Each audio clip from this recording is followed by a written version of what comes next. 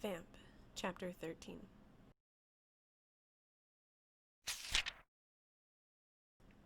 Rachel walked down the corridors of the hallway holding a package for Vlad. She knocked on the door to his chamber. He opened. His hair was a mess, and his eyes were a deep red. "Your Grace," she said as he opened the door. "This arrived for you." Just at that time, Nicholas came walking around the hallway. "Good morning to you both."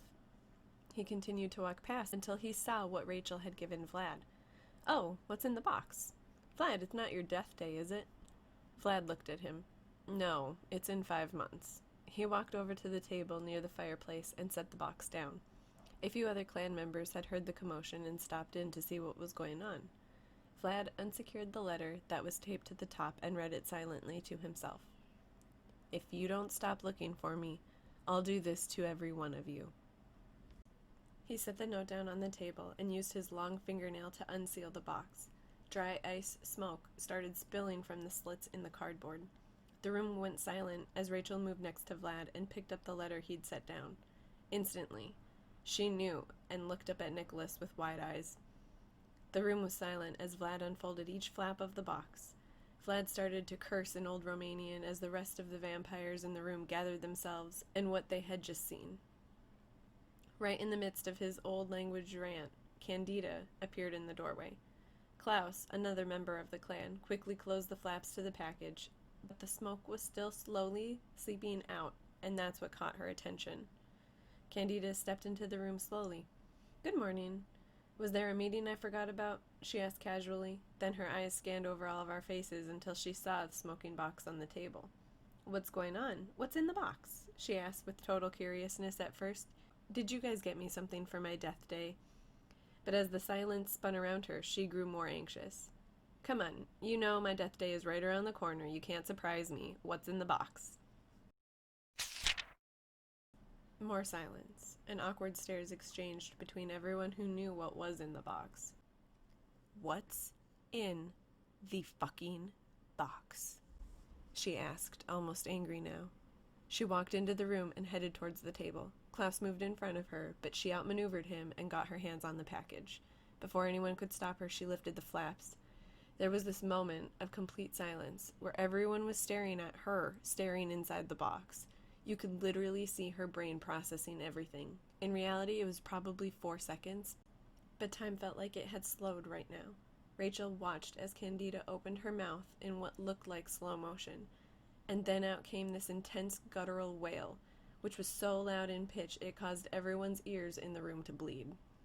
Candida's hands were shaking. She could hear this rather annoying loud-pitched shrill, but didn't realize it was coming from her. In her mind, she was just looking down into a box, and looking back was her husband, Domenico's head. His eyes were open, and his mouth looked like he had been screaming when his head was sliced off. "That bitch. I'm going to kill her," she screamed and sobbed at the same time and collapsed onto the floor, hugging his head close to her chest. She rocked back and forth on the floor, crying and caressing Domenico's head. My husband, oh my God, my husband," she repeated over and over again, while just looking down into his face. "I will get her for this, my love," she whispered while stroking his decapitated head's cheek. Rachel was positive at this point Candida had broken, and was now full-on crazy. "Well, this explains why I haven't been getting my weekly reports," said Vladimir. "Rachel," he bellowed, "I want you to take this package to Vera and have her figure out where it came from. I know it's marked South America, but I highly doubt she's there. Gretchen is a smart girl. She's going to have contacts all around the world." "Yes, Your Grace," Rachel said as she headed upstairs. Rachel didn't like fighting against Gretchen. They had been good friends while she lived in the castle, but Rachel knew Gretchen would always leave. She was too much of a free bird to be locked up in a cage. She had faith in Gretchen and knew she'd make the right choices. She didn't blame her one bit for leaving, though. If she had to sleep with Vladimir, she would have left as well. Rachel had straight, chin-length black hair. She had been turned 1 year before Gretchen. She'd figured that's why they'd gotten along so well. They could relate to the changes the other one was going through. They confided in each other all the time, and Rachel had helped plan Gretchen's escape. She knew that secret was safe with Gretchen. She trusted her. Rachel already knew about Gretchen's contacts around the world. They were notified to forward anything from Rachel to Gretchen. They had secretly kept in touch. They didn't talk all the time, maybe once or twice a year. She'd missed her greatly and knew that keeping her distance was for the best. Rachel discarded the box at Vera's door and made her way back to Vlad's quarters. She stopped short outside the door when she heard Candida and Vladimir talking. "I want her on a stake," screamed Candida, "and I want to watch her slide down it inch by inch. I'll take care of the punishments. You go and continue Domenico's work and find her. But just remember, Candida, I want her back here in one piece," he said. Candida nodded. "She does not deserve a quick death. I will not let you down, Your Grace." "You'd better not," he said, while giving Candida a serious look. "I want reports of your progress every day until you bring her home." Candida bowed and then left the room to go gather her things. She smiled to herself. She knew she would find Gretchen. She had already had her own contact dig up some information on Gretchen when Domenico had left to search for her. And if all else failed, she could always use Mason. Whoever he was. He must be important, because Domenico made sure to let her know about him before he moved forward with his journey. Candida noticed Rachel standing outside the door. "What do you want?" she asked rudely as she gave her a scrutinizing look. "I was just coming to tell Vladimir that Vera was getting to work on tracing the package," said Rachel.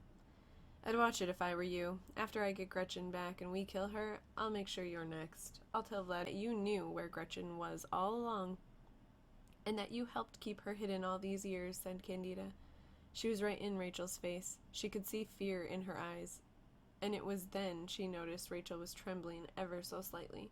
Human eyes would never have picked up on the shaking. It was then Candida knew she had Rachel right where she wanted her. Rachel was nervous. Candida was one of the few vampires that actually frightened her. She knew Candida would eventually catch on to her, and it was crucial now more than ever that no one found out that Rachel had kept in contact with Gretchen all of these years. She didn't say anything back to Candida. She just stood there staring at her without blinking. "I wouldn't be surprised if you were in contact with Gretchen right now," said Candida as she pointed her finger in Rachel's face. She lowered her hand after a few seconds, and no reaction from Rachel, backed away from Rachel and walked towards her room. Rachel knew she had to warn Gretchen that Candida was now looking for her. She quietly made her way back to her room so she could write a letter to Gretchen. Once inside her room, she locked the door and headed over to the bed where she had a secret compartment. The bed was a 4-poster, hand-carved canopy, and it was incredibly detailed. But what no one knew was with a few twists and turns of some of the carved flowers, a secret box would pop out of the frame. In this box, she had the addresses of Gretchen's contacts and other sentimental objects that she wanted to keep hidden. She pulled out one of the contacts by the name of Holly Hampton, who lived in Florida. She went to her desk and took out some paper and an envelope and quickly wrote, "Gretchen, beware. Candida is looking for vengeance for Domenico's death, and she will stop at nothing. I am worried about you. Please take extra precautions and watch your back. Love always, Rachel. P.S. Your contact in South America is compromised. Please let them know they need to change their location. I've been given orders to find them and find out where you are through them." She quickly addressed the envelope and stuffed the letter inside. She then tucked the letter under her shirt. She was more nervous than usual and even had to steady her hand when she was writing. She knew if she got caught now that Candida would surely turn her into Vladimir, and she wouldn't be able to help Gretchen at all. Rachel slid the secret box back into its hiding spot and went to open the door to find Vladimir standing outside. "I know you heard the conversation between Candida and I," he said. Rachel swallowed hard and nodded her head. "I promise you that Candida will not harm Gretchen. I made it clear to her that I want her brought back here functioning," he said while placing his hand on her shoulder. "I understand, Vlad, but if you'd please excuse me, I need to run to town. I have a few errands to do." Vladimir sighed and removed his hand from her shoulder. "Take Nicholas with you. You know I don't like my girls out in town by themselves. I'll see you at dinner tonight. I'm going to go tell Antonio III to round up a few extra appetizers for this evening," he said, and then turned and walked away. Rachel walked down the corridor to Nicholas's room and knocked on the door. He opened it up right away and asked, "What's up, Rachel?" while leaning on the doorframe. Rachel smiled at him and said, "I need to go to town and run an errand, and Vlad said I need to take you with me." "Sounds good. Let me grab my coat." He turned and walked over to his desk in his room where his coat was draped over his chair. Nicholas grabbed his coat and headed toward Rachel. She led the way out of the castle. They took the tunnels that were underneath the ground and came up right in the center of town.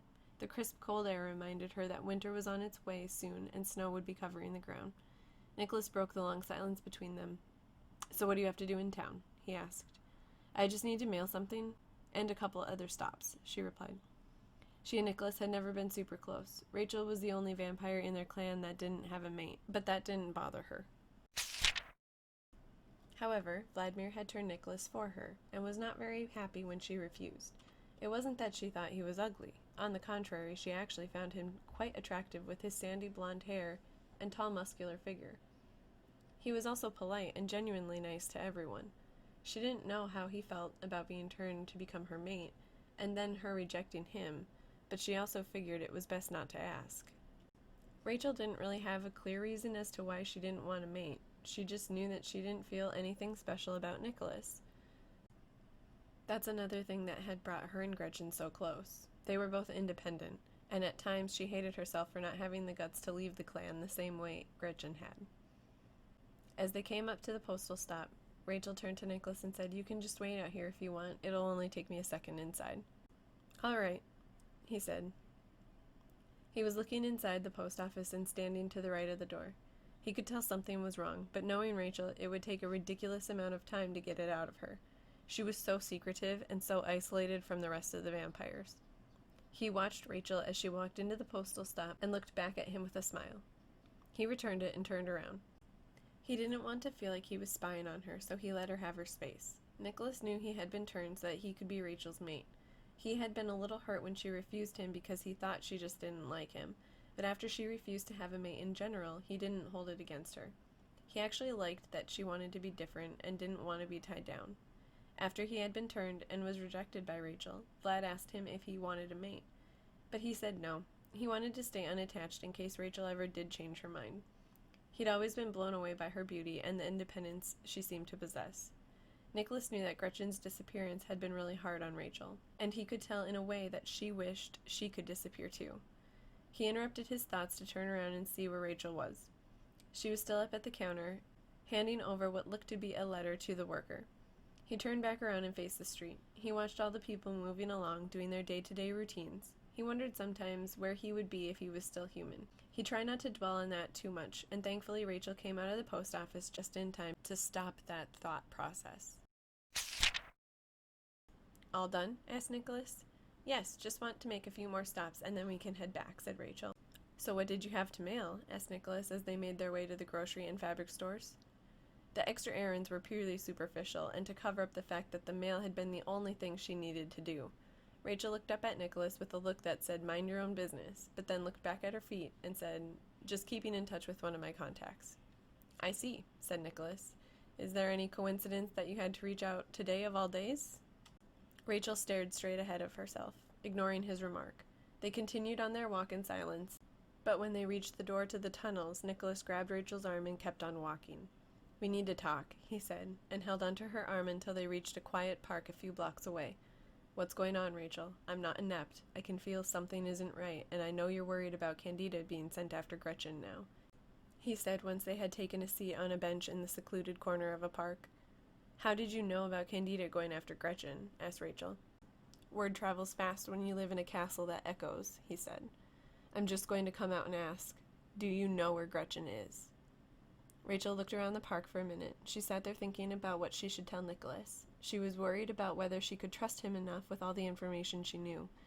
As if Nicholas was reading her mind, he said, "You can trust me, you know. I understand why Gretchen wanted to get away from this place.